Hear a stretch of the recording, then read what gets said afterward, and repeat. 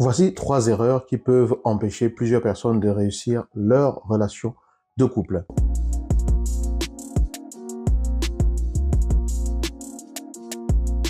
Bienvenue les amis, j'espère que vous allez bien. Je suis Yannick TM, je suis un semeur de pépites et de grains de conscience. Ça veut dire que ici, je ne détiens pas la vérité. Je ne la connais pas.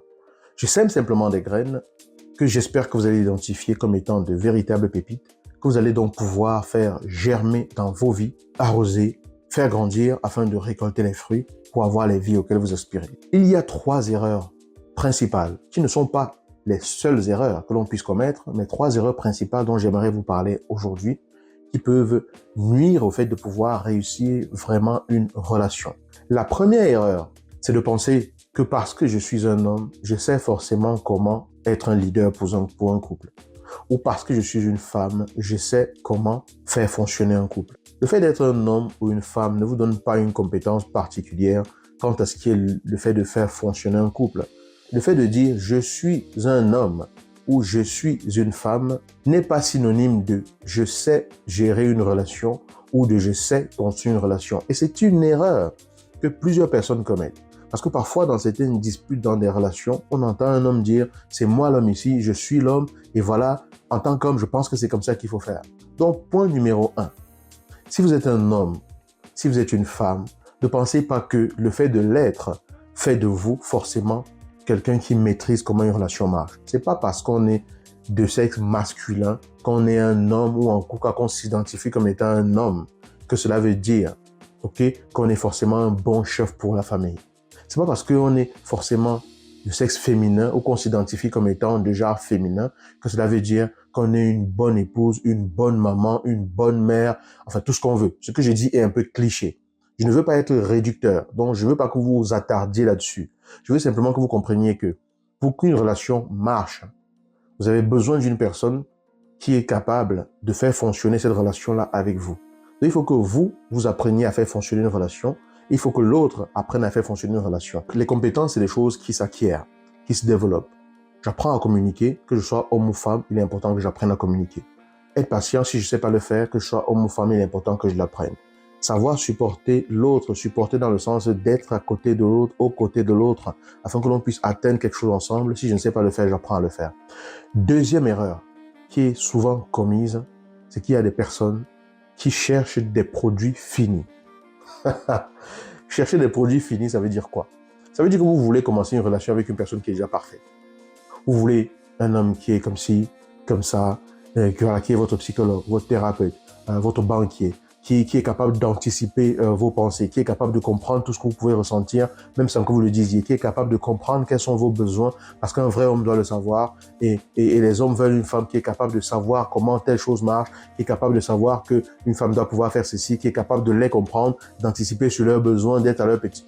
Bon, bref, vous voulez quelqu'un qui en fait a déjà eu 15 000 vies, qui est devenu le Bouddha extrême et qui est capable d'être en même temps un télépathe, et qui va donc être capable de pouvoir comprendre tout ce que vous avez envie de vivre, qui va être capable d'être à la hauteur dans tous les domaines. Ça n'existe pas. En tout cas, sur la Terre-ci, ça n'existe pas. Si on est ici, c'est que ça veut dire qu'on a tous des choses à apprendre et à construire. Vous êtes une part de lumière pour la personne avec qui vous vivez et cette personne est une part de lumière pour vous également. Chacun de vous a des parts d'ombre également. Chacun de vous a des choses qu'il ou elle doit travailler sur soi. Donc, cherchez quelqu'un qui est forcément un dieu. Disons ça comme ça et tout. Vous ne cherchez pas au bon endroit. Il est important de comprendre que la personne parfaite, l'être humain qui est parfait, n'existe pas. Donc, il est important de chercher et de comprendre que la dynamique est déterminante.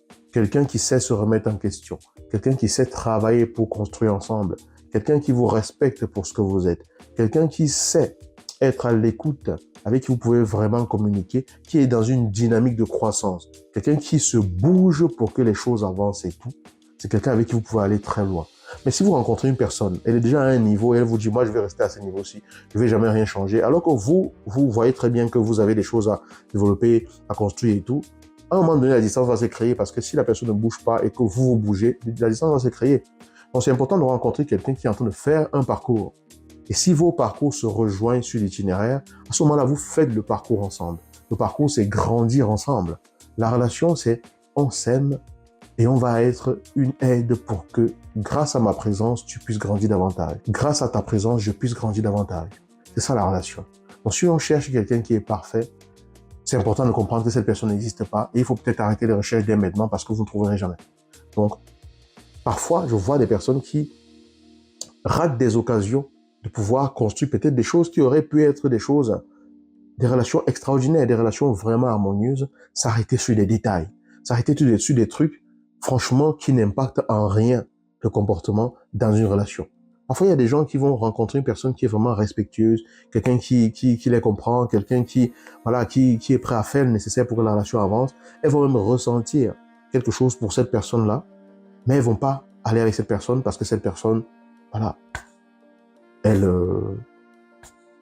mesure tel nombre de mètres, ou bien parce que cette personne n'est pas blonde aux yeux bleus, ou parce que cette personne, n'a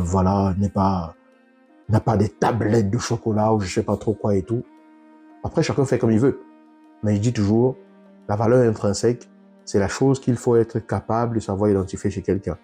Mais si on ne sait pas soi-même regarder en soi et connaître sa propre valeur intrinsèque et être capable de la construire, si on ne sait pas regarder en soi-même les choses qui transcendent tout ce qui est figé, ce sera difficile de pouvoir reconnaître la valeur en l'autre. Ça veut dire que c'est toujours de la façon dont je me mesure que je vais vouloir mesurer l'autre. Si je ne me connais pas moi-même dans les dimensions de ce que je suis, ça va être difficile pour moi de connaître l'autre. C'est pour ça qu'il est important de profiter des périodes où on est seul dans sa vie, de ces périodes de célibat, de ces périodes où on apprend, où on découvre le monde et tout, pour apprendre à se connaître. De toutes les façons, on n'arrête jamais d'apprendre à se connaître de toute sa vie parce que ça continue et ça ne s'arrête jamais. Troisième erreur que j'aimerais vous partager dans cette vidéo, c'est de faire fonctionner une relation sur la base de la peur. Beaucoup de personnes dans des relations ont peur de plein de choses, ce qui les limite dans le vécu de leur relation. Si vous vivez une relation et vous commencez une relation en ayant peur que la personne va vous tromper, en ayant peur que la personne va vous laisser un jour, en ayant peur de X ou de Y ou de Z et tout, cette peur-là risque de vous paralyser dans l'expression de votre authenticité dans la relation. Parce que commencer une relation, c'est comme se lever le matin. C'est un risque. Parce que le risque existe partout. Si vous avez peur du risque, sachez qu'il existe partout. Se lever le matin de son lit, c'est risqué une fois qu'on est debout de tomber. C'est risqué de trébucher. Ok? Se lever le matin, c'est risqué plein de choses. Prendre la voiture, c'est risqué plein de choses. Ne même pas se lever, c'est risqué plein de choses. Il n'y a pas une situation qui n'a pas ses avantages et ses inconvénients. Il est important de venir dans la relation en étant simplement authentique, en étant vrai avec soi-même, en étant correct avec soi-même et avec l'autre. Et ce qui ne veut pas dire être non plus un béni ou une bénie oui-oui. Ce qui ne veut pas dire ne pas avoir de sens de discernement. Il faut vraiment faire une différence entre le fait d'être correct avec soi-même et avec l'autre, d'être confiant par rapport à ce qu'on est en train de construire. Il faut faire une différence entre ça et le fait de laisser le pouvoir de sa vie entre les mains de l'autre. Tant que vous prenez la responsabilité d'être la personne qui décide de ce que vous faites dans la relation, vous risquez quoi exactement en faisant plus confiance à une personne que vous avez identifiée comme étant la personne avec qui vous aimeriez construire quelque chose? Qu'est-ce que vous risquez? Si vous sentez que cette personne elle est dangereuse pour vous, qu'est-ce que vous faites donc avec cette personne? Enfin, c'est une vraie question, hein? C'est pas un jugement, ok?